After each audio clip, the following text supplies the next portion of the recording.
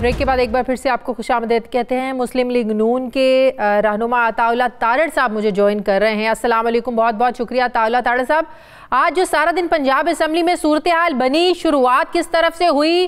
PTI वाले लोग कह रहे हैं कि पुलिस का क्या काम था डिप्टी स्पीकर के साथ अंदर जाने का, आप लोगों की पहले से प्लानिंग थी जिसकी वजह से आज ये सारी सूरत हाल पेश आई। ये तहरीक इंसाफ वालों का मौक़िफ़ है।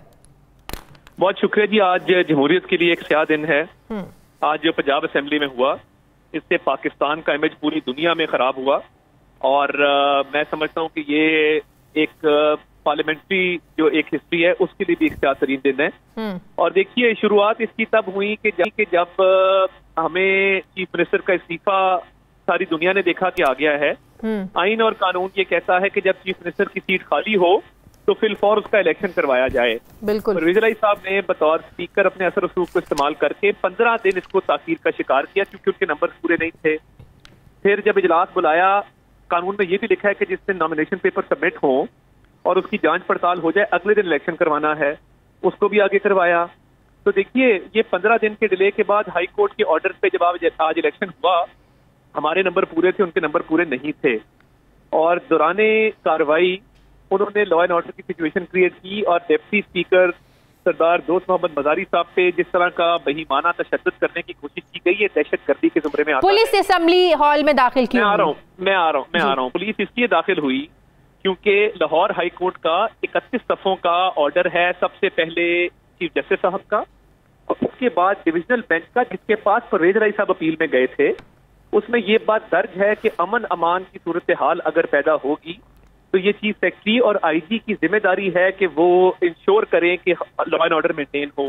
अब एक और प्रॉब्लम ये है कि परवेज इलाही साहब ने सारा अमला गुजरात का और मंडी हाउसिंग का भर्ती किया है असेंबली के अंदर।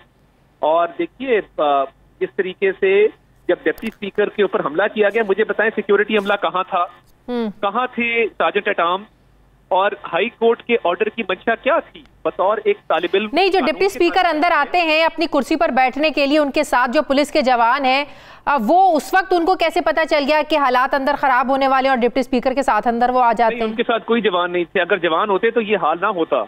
अगर उनके साथ मुनासिब सिक्योरिटी होती तो बिल्कुल ये हालात ना होते। ये फुटेज हमारे टीवी चैनल पे चल रही है, पुलिस के जवान उनके साथ। 3-4 लोग थे, वो रूटीन में होते हैं और ऐसे इजलास में अक्सर होते हैं। बात ये है, लाहौर हाई कोर्ट के ऑर्डर में जब ये चीज दर्ज हुई तो ये सवाल तो पीटीआई का बनता ही नहीं है। और आपके पास वो फुटेज भी चला दीजिएगा, मैं आपको भेज देता हूँ, जिसके अंदर गैलरी में से गुंडों और बदमाशों को हाउस में एंटर करवाया जा रहा है।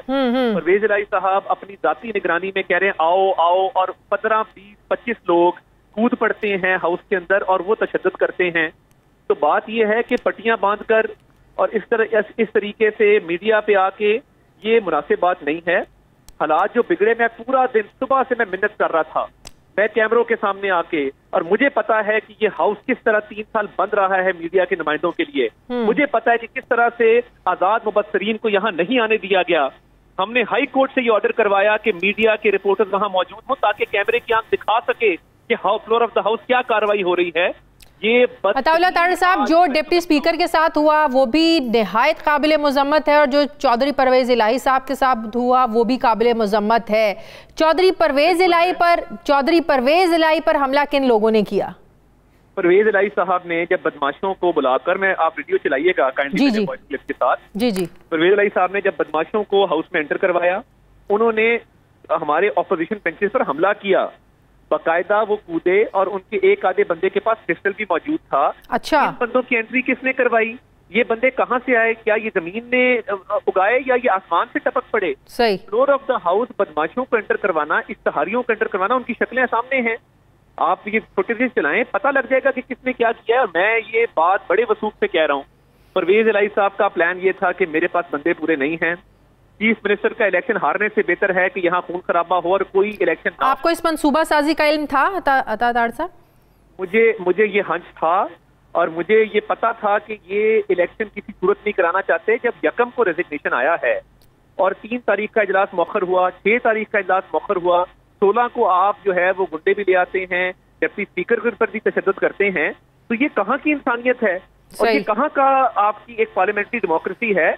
ये तो शुक्र करें कि वहां को बड़े नुकसान से हम बच गए, कोई शख्स अपनी जान से नहीं गया। बिल्कुल। सियासत को खेल समझकर सिर्फ अपनी हार से बचने के लिए जिस तरीके से ये मामला किए गए हैं, खुदा ना खास्ता एक हिस्ट्री इस मुल्क की 1956 में ईस्ट पाकिस्तान के डिप्टी स्पीकर शहीद हुए। जी हाँ, बिल्कुल। और उसके बाद 1958 में मार्शल लॉ लगा था। ये हिस्ट्री याद रखनी चाहिए। इस मुल्क में डिप्टी स्पीकर अपनी जान से भी गए हैं, सिर्फ अपने जमहूरी और आईनी किरदार अदा करते हुए। तो मैं ये समझता हूं, आप कानून को भी बेहतर जानते हैं। अगर तहरीक इंसाफ यहाँ से भी इस्तीफा दे देती है पंजाब असेंबली से, तो क्या हैसियत रहेगी? हाउस चलता रहेगा? मैं शाजिया साहबा आपको सिर्फ एक बात करना चाहता हूँ, हमें भी बड़ी मुश्किलात आई हैं, हम इलेक्शन भी हारे हैं, गिलानी साहब का चेयरमैन सेनेट का इलेक्शन भी हारे, हम इक़्तिदार में आए भी हैं, इक़्तिदार से निकले भी हैं, मगर हम ग्रेस के साथ निकले हैं, हम अपना सर ऊंचा करके सीना तान के निकले हैं, क्योंकि हम इस बात को मानते थे कि हमारे खिलाफ जो भी है वो जमहूरी प्रोसेस है। इस मुल्क में हमारे बच्चों ने बड़े होना है, इस मुल्क की आगे आने वाली नस्लों ने तरक्की करनी है। तो ये पहली दफा देखा है कि कौमी असेंबली हो तो डिप्टी स्पीकर जो है वो कहे कि जी मैं नहीं मानता, पंजाब असेंबली हो तो स्पीकर साहब कहे मैं नहीं मानता, और जब आप मैच हार रहे हो आप पिच भी उखाड़ दें, आप विकेटें भी निकाल दें, आप बल्ला भी तोड़ दें, गेंद भी स्टेडियम से बाहर फेंक दें और फिर कहें कि हमने स्टेडियम को आग लगानी है। ये ऐसे लोग, आप समझते हैं ये मामला यहाँ पर थमेगा या सूरत-ए-हाल मजीद अनार्की की तरफ बढ़ेगी? हमारी दुआ है कि ये मामला यहीं पर थम जाए और होश के नाखून लें सब। मगर देखिए, जो सुबह से बात चल रही थी, मैं आज सारा दिन मीडिया के कैमरे के सामने रहा हूँ और मैं मिन्नत करता रहा हूँ कि हालात खराब हो रहे हैं, इसको कंट्रोल किया जाए। तो ये मुझे समझ नहीं आती। और देखिए, अगर माजी में जाएंगे तो परवेज इलाही साहब को चीफ मिनिस्ट्री किसने ऑफर की और किस तरह ऑफर की, और उन्होंने इसको ठुकराया। देखिए, आपसे माजी में गलती हुई है तो उसका हमारे पर मत बोतान लगाएं। सही, आपने आज अमन अमान खराब किया है। मेरी इस्तदाद दोबारा आपसे है शाजिया साहिबा कि आप ये तीनों वीडियोस काइंडली मीडिया पे जलाएं, मैं आपको भेजता हूँ जी। और ये एक अफसोसनाक दिन है। हम इलेक्शन जीते हैं। मैं पिछले 2 हफ्ते से कह रहा हूँ कि हमारे पास 197 अफराद हैं, हमारे पास 197 अफराद हैं, हम इलेक्शन जीते हुए हैं।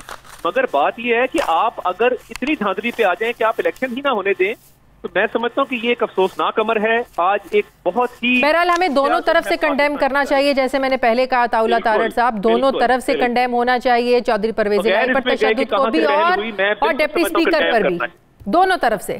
जी बिल्कुल, मैं कंडेम करता हूँ बतौर पाकिस्तानी, बतौर एक डेमोक्रेट के। बिल्कुल। मगर जिस तरीके से ये शुरुआत हुई और किसकी नीयत बुरी थी, कौन चाहता था कि ये इलेक्शन ना हो, वो आज के नंबर्स ने और आज की वोटिंग ने साबित कर दी। इससे आगे मैं आपसे क्या बात करूं। सही, बहुत बहुत शुक्रिया। मुस्लिम लीग नून के रहनुमा ताउला तारड़ साहब मेरे साथ थे। मुझे ब्रेक लेने, नाज़रीन वापस आते हैं छोटे से वक्फे के बाद।